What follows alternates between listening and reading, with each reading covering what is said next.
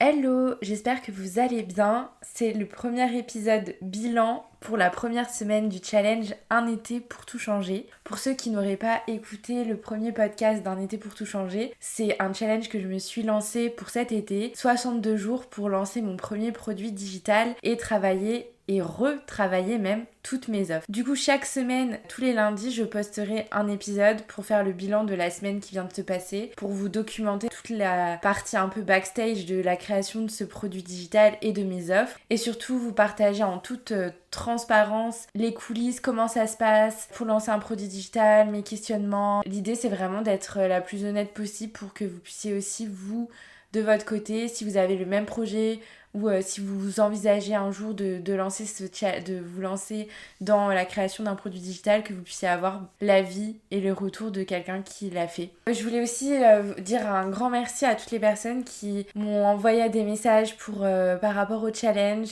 qui m'ont dit que c'était une super bonne idée et qui m'ont aussi dit qu'elles avaient un challenge pour cet été et que c'était une trop bonne idée qu'on puisse se soutenir ensemble. Donc même si votre challenge de l'été, c'est pas de lancer un produit digital mais c'est de faire autre chose, l'idée c'est vraiment qu'on puisse se soutenir. N'hésitez pas à m'envoyer un message sur Instagram pour qu'on puisse échanger à ce propos, etc. Donc voilà. Aujourd'hui au programme, je vais vous parler de ce que j'ai fait cette semaine, des freins que j'ai rencontrés, de ce que j'aurais aimé faire mais que je n'ai pas fait, et aussi de ce que j'ai mis en place niveau pro comme perso pour vraiment atteindre mon objectif. La première chose, c'est qu'est-ce que j'ai fait cette semaine par rapport à mon challenge. Donc cette semaine, c'était vraiment la mise en place de toutes les bases. C'est comme si c'était une remise à zéro de tout. Donc cette semaine, j'ai vraiment travaillé mon mindset, ce que j'avais envie, ce qui m'anime au plus profond de moi, au-delà de l'entrepreneuriat, vraiment, qu'est-ce que j'aime faire, comment je me sens quand je fais telle ou telle chose dans mon business aujourd'hui, et qu'est-ce que j'aimerais faire évoluer pour me sentir vraiment la plus épanouie possible et sentir que ma mission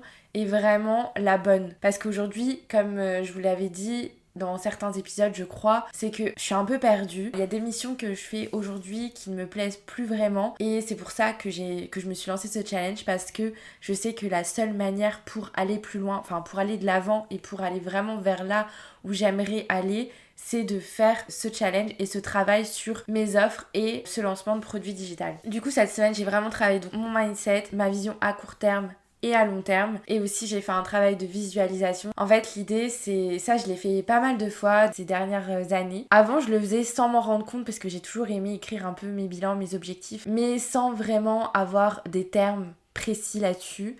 Je savais pas que c'était forcément de la visualisation, mais en tout cas je le fais depuis des années, et c'est très drôle parce que des fois quand je relis des anciens écrits que j'ai pu faire, je revois que je disais en 2020 ou en 2018, j'ai envie d'être 100% à mon compte en telle année, j'ai envie de faire des cours de formation, nanani nanana. Et en fait, tout s'est réalisé à peu près dans ce que j'avais imaginé, et c'est hyper drôle de voir ce qu'on a écrit à l'époque et de voir aujourd'hui où on en est, et de se dire j'avais quand même déjà cette vision et j'étais quand même alignée avec ce que j'imaginais. Du coup là, ce que j'ai fait, c'est que j'ai travaillé ma vision sur les mois et années à venir pour vraiment être au clair avec ce que j'ai envie, avoir une image dans ma tête d'où j'ai envie d'aller. Et en fait, en ayant cette image dans la tête, je vais travailler pour réussir à atteindre cet objectif. Ensuite, j'ai défini mes idées de business, c'est-à-dire quels éléments aujourd'hui dans mon business j'apprécie, quels éléments je n'aime pas, et qu'est-ce que je pourrais faire pour lier toutes les choses que j'ai déjà mises en place qui fonctionnent à mon idée de business, comment la faire évoluer pour que tout se rejoigne. C'est-à-dire qu'aujourd'hui, j'ai mon compte Instagram, j'ai mes clients en CM, j'ai mon podcast, j'ai un deuxième podcast sur l'amour, j'ai plein d'envies autres qui ne sont pas encore mises en place. Mais du coup, comment faire pour que mon podcast, mon compte Instagram, mes offres, etc., comment faire pour que tout soit lié et qu'il y ait un vrai écosystème et une vraie logique et clarté dans tout ça. C'est vraiment l'objectif de cette semaine, et j'ai beaucoup travaillé là-dessus pour voir vraiment qu'est-ce qui pourrait concrètement être envisageable de faire pour la suite, pour toucher les personnes qui me suivent, toucher les personnes que j'ai envie d'aider. Enfin voilà, donc c'était vraiment un gros travail de fond cette semaine, pas du tout dans la forme, c'était vraiment de la réflexion, et voilà. Donc cette semaine j'ai vraiment bossé ça, et ensuite suite à ça, donc j'ai eu plusieurs idées qui sont sorties, dont une qui m'a vraiment convaincue, et je me suis dit ouais, c'est vraiment ça que j'ai envie de faire. Et du coup j'ai commencé à préparer un plan d'action avec des objectifs et des deadlines. C'est-à-dire que j'ai fait un plan d'action de aujourd'hui à fin décembre, donc un plan d'action de 6 mois qui me dit en fait, l'idée du plan d'action c'est de savoir où j'ai envie d'être fin décembre avec des choses vraiment très concrètes, c'est-à-dire combien j'aimerais générer de chiffre d'affaires, combien j'aimerais avoir de clientes, et au-delà des chiffres, qu'est-ce que j'aurais mis en place à ce moment-là, quelles idées d'offres je pourrais avoir à ce moment-là, enfin voilà. C'est ce que je fais pour mes clients aujourd'hui déjà, que j'accompagne dans leur communication. Je leur fais un plan d'action même sur 1 an. Et aujourd'hui, l'idée, c'est que je retranscrive ce que je fais pour mes clients à moi. Et ensuite, j'ai aussi écrit mes objectifs et les éléments entre guillemets perturbateurs qui je sais chez moi sont compliqués à gérer, notamment la procrastination ou de savoir quel moment je suis productive, quel moment je suis pas productive, plutôt que de rester toute la journée sur mon ordi. Donc voilà, il y a quelques freins que j'ai notés et dont je me suis rendu compte vraiment cette semaine, parce que ce que j'ai fait, c'est que cette semaine, j'ai vraiment pris mon planeur et j'ai écrit jour par jour ce que j'ai fait, mon état d'esprit. J'avais même un habit tracker où j'ai suivi un peu tout ce que j'avais fait dans la semaine pour savoir vraiment concrètement ce que j'ai fait. Et ça, je ne l'avais jamais fait avant. Et en fait, c'est hyper intéressant, je trouve, d'avoir un recul sur ce qu'on fait, parce que parfois on est un peu sous l'eau et du coup, on se rend pas trop compte de ce qu'on fait. Et des fois, on a l'impression... Enfin, moi, je sais que des fois, j'ai l'impression que je fais rien. Et au final, à la fin de la journée, je me dis, bah si, en fait, t'as fait quand même tout ça. Mais en fait, tout ça, tu l'as fait tellement étalé sur ta journée que t'as l'impression de rien avoir fait, alors que si t'avais consacré vraiment 3 heures à faire ce que t'avais fait tout le long de ta journée, plutôt que de chill de temps en temps sur TikTok parce que t'as des moments où bah voilà, t'as pas trop la motivation, etc. Enfin bref. Du coup voilà. Donc là cette semaine j'ai vraiment suivi tout ce que j'ai fait pour avoir un recul et vraiment pouvoir me rendre compte de ce qui est bien, ce qui est positif, ce qui est négatif, etc. et comment je peux faire évoluer chaque semaine pour être beaucoup plus productive et pas perdre de temps. Les freins que j'ai rencontrés cette semaine, c'est qu'il y a certains jours où j'ai un manque de motivation et aussi je me remets beaucoup en question. Par exemple, là j'ai vraiment noté, j'ai mon planning sous les yeux. Je sais que lundi, mardi, mercredi, j'étais vraiment à fond. C'était journée hyper productive et jeudi, c'était une journée mais au possible. J'avais le moral dans les chaussettes. J'étais clairement au bout de ma vie. J'arrivais pas en fait à me motiver. J'arrivais pas à travailler, c'était hyper compliqué pour moi. Et dans ces moments-là, des fois, je reste devant mon ordi toute la journée et je ne fais rien. Et c'est vraiment ce type de journée-là que je déteste, où j'ai l'impression que c'est inutile, que je perds mon temps. Et ces journées-là, j'arrive pas encore à trouver comment je peux faire quand je me sens dans cet état d'esprit-là pour aller mieux. Et en fait, jeudi, du coup, la matinée, franchement, c'était infect. Et du coup, l'après-midi, je me suis dit, tu peux pas rester dans cet état d'esprit-là. Du coup, j'ai pris mon casque, je suis partie dehors, j'ai marché pendant 1 heure. Là, ça m'a fait un bien fou. Je me suis dit, ok, tu changes ton état d'esprit. J'ai écouté un podcast sur l'amour. Comme ça m'a changé vraiment les idées. J'étais plus du tout dans le business. Et je suis rentrée, j'ai pu retravailler pendant 1 heure. Et ensuite, à 17h, je suis partie à mon cours de sport pendant 1h30 et le soir, je suis sortie avec une copine. Et en fait, le lendemain, mais j'étais dans un tout autre état d'esprit, je me sentais beaucoup mieux. Et voilà. Et du coup, je me suis dit, les jours où t'es sans, dès le matin, fais quelque chose qui te fait du bien, au lieu de te dire, bah ok, je dois absolument travailler, je dois faire ci, ça. Sauf que si tu n'es pas dans le mood, tu n'arriveras à rien faire de toute ta journée. Donc c'est sur ces points-là que j'aimerais vraiment travailler pour arriver à ne pas avoir de perte de temps dans ces journées-là, où je me dis, bah ok, cette journée-là, elle sert à rien niveau business parce que j'arrive pas à me mettre dedans. Donc tu vas prendre du temps pour toi, tu vas faire quelque chose qui te fait vraiment plaisir, et peut-être qu'à la fin de la journée, t'auras envie, parce que du coup, tu seras dans un meilleur état d'esprit que si tu traînes tout le long de la journée, un mauvais état d'esprit, une mauvaise humeur, etc. Donc voilà, c'est vraiment une introspection totale, ce challenge, vraiment parce que le fait d'écrire les choses, c'est vraiment d'autant plus concret. Et du coup, je me rappelle, je me dis, ah ouais, c'est vrai que jeudi, j'étais vraiment au bout de ma life. J'avais l'impression que la vie m'avait roulé dessus. Et le lendemain, donc vendredi, j'étais hyper de bonne humeur. J'ai fait tout mon plan d'action. J'ai fait ma vision à 6 mois. J'ai contacté Deezer pour un problème avec mon podcast que j'avais depuis 2 mois.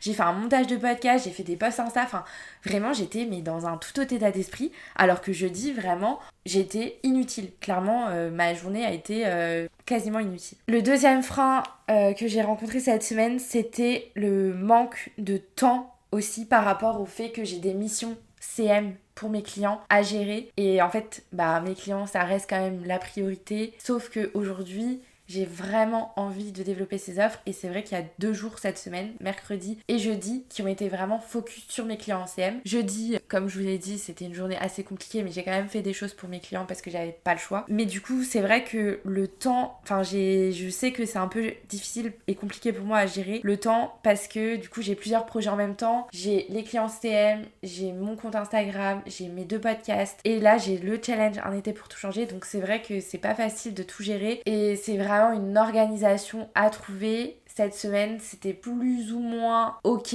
mais je sais que il va falloir que j'arrive à anticiper beaucoup plus mon travail en CM pour me dégager le maximum de temps possible pour bosser à fond sur mon challenge parce que j'ai vraiment 2 mois pour réussir. Ce que j'aurais aimé faire cette semaine, mais que je n'ai pas eu le temps du coup, c'est de travailler déjà mon client idéal. Ça, c'est une étape qui est hyper importante en communication et du coup je sais que c'était un de mes objectifs de cette semaine de déjà travailler sur mon client idéal, même si je le connais déjà, que je l'ai déjà rédigé, mais j'aimerais vraiment le refaire à plat. Là en fait je reprends tout à zéro comme si j'avais jamais fait ces exercices là alors que je les ai déjà fait pour avoir vraiment une vision de A à Z de ce que j'ai fait pour être vraiment le plus au clair possible. Niveau pro et perso, comme je disais, j'ai un planner que j'avais acheté l'année dernière pour mon challenge Un été pour tout changer, mais que je n'ai pas tout à fait utilisé. Du coup, je l'ai réutilisé pour cette année. Et en fait, sur le planner, il y a un habit tracker. Et donc, cette semaine, je me suis dit, je vais suivre 4 éléments qui sont hyper importants pour moi, pour ma santé mentale et pour ma motivation. C'est le sport, c'est de boire on va dire entre 1,5 litre et 2 litres d'eau par jour, c'est de lire tous les jours et de dormir 8 heures. Donc par rapport à cet habit tracker, cette semaine j'ai fait 4 séances de sport, sachant que je vais marcher aussi 1 heure à peu près tous les jours. Mais en plus de ça, j'essaye de faire 4 séances de sport parce que je me suis rendu compte que j'étais très très sédentaire depuis notamment que je suis en campagne. J'ai toujours vécu dans les grandes villes, donc que ce soit à Nantes, ou quand j'étais à Sydney ou même au Costa Rica, enfin voilà, je devais toujours bouger, sortir, aller faire les courses à droite à gauche, aller marcher jusqu'au café, etc. Sauf qu'en fait, aujourd'hui, j'habite en campagne et du coup, dès que je sors, je prends ma voiture, je marche plus, je bouge beaucoup moins et c'est vrai que ça a eu un impact vraiment sur moi. Physiquement, je le ressens, mentalement, je le ressens. Et c'est vrai que je prends plus autant l'air qu'avant, j'ai moins de vitamine D, enfin bref. Du coup, je me suis dit depuis 2 semaines que tous les jours, il fallait que je marche vraiment 1 heure par jour minimum pour me sentir bien. Donc ça, je l'ai pas mis dans mon habit tracker, mais je pourrais le rajouter. Mais le truc, c'est qu'il y a que 4 lignes, donc j'avoue que j'ai pas rajouté de lignes. Ensuite, au niveau de l'eau, je sais que je suis quelqu'un qui boit pas assez d'eau. Et du coup, je me dis, bon, il faudrait quand même que je traque ça. Là, au final, cette semaine, je crois que j'ai bu entre 1,5 litre et 2 litres d'eau 4 jours sur 7. Donc c'est pas beaucoup en vrai. Après, je sais pas si la tisane ça compte parce que je bois des litres de tisane. Mais je sais pas si ça compte dans l'eau. Donc je l'ai pas mis. Ensuite au niveau lecture, j'avoue que cette semaine j'ai pas du tout eu le temps. Tous les soirs j'étais occupée, donc en fait j'ai pas eu de temps pour moi le soir. Et je lis le soir, donc c'est vrai que c'était compliqué pour moi. Du coup j'ai lu qu'une fois sur 7 cette semaine. Et au niveau des nuits, je suis une grosse dormeuse. Donc généralement je dors 8 bonnes heures par nuit, voire plus.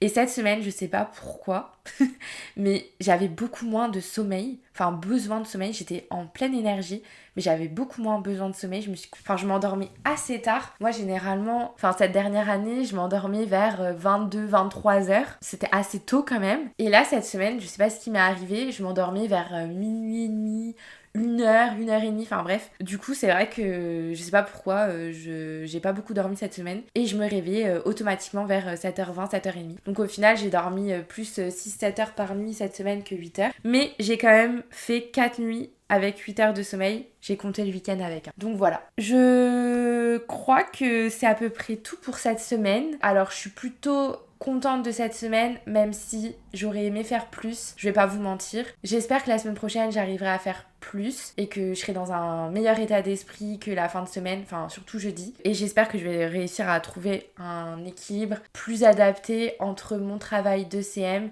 et le challenge que je me suis lancé. En tout cas, j'espère que ce premier bilan vous aura plu. N'hésitez pas à me dire vous où vous en êtes dans votre challenge. Et on se retrouve aussi bien sûr sur Instagram tous les jours pour suivre l'avancée de mon projet que je vous partage en story. Sur ce, je vous souhaite une bonne semaine et on se dit à lundi prochain pour un nouvel épisode. Des bisous!